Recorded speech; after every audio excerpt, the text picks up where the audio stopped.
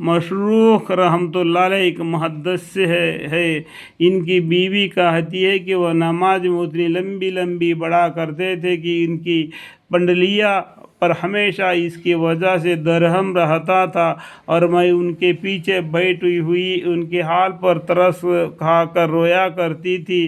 سعید بن المہب رحمۃ اللہ علیہ کے متعلق لکھا ہے کہ 50 برس تک عشاء اور صبح کی ایک ہی وضو پڑھے۔ ابو المعطہ رحمۃ اللہ علیہ کے متعلق لکھا ہے کہ 40 برس تک ایسا ہی کیا۔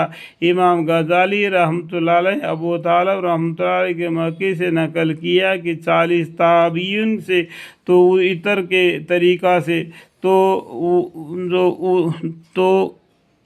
عطر کے طریقہ سے یہ بات ثابت ہے کہ وہ عشاء کے وضو سے صبح کی نماز پڑھتے تھے۔ ان میں سے بعض کا 40 برس تک یہی عمل رہا۔ حضرت امام عظیم رضی اللہ عنہ کے متعلق تو بہت کثرت سے یہ چیزیں نقل کی گئی کہ 30 یا 40 50 برس عشاء کی اور صبح کی ایک وضو سے پڑھی، اور یہ اختلاف نقل کرنے والوں کے اختلاف کی وجہ سے ہے کہ جس شخص کو جتنی سال کا علم ہو اتنا ہی نقل کیا۔ لکھا ہے کہ آپ کو معمولی صرف دوپہر کے تھوڑی دیر سونے کا تھا، اور یہ ارشاد فرمایا کرتے تھے کہ دوپہر کے سونے کا حدیث میں حکم ہے۔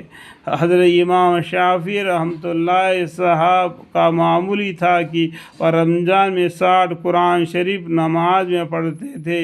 ایک شخص کہتے ہیں کہ میں کئی روز تک امام شافعی رحمۃ اللہ علیہ کے یہاں رہا، صرف رات کو تھوڑی ہی دیر سوتے تھے۔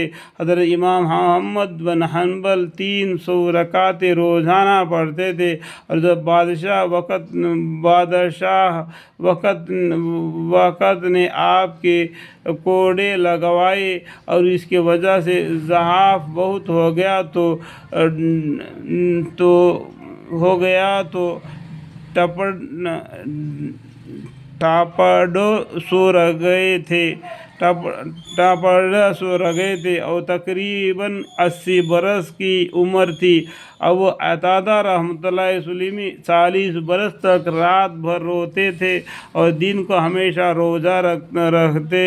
ان کی علاوہ ہزاروں لاکھوں واقعات توثیق دلوں کے کتب تاریخ میں مذکور ہے، جن کا احاطہ بھی دشوار ہے۔ نمونہ اور مثال کے لیے یہی واقعات کافی ہے۔ حق تعالیٰ شانہ مجھے بھی اور ناظرین کو بھی ان حضرات کے اتباع کا کچھ حصہ اپنے لطف و فضل سے نصیب فرمائے۔ آمین ثم آمین، والحمد للہ رب العالمین۔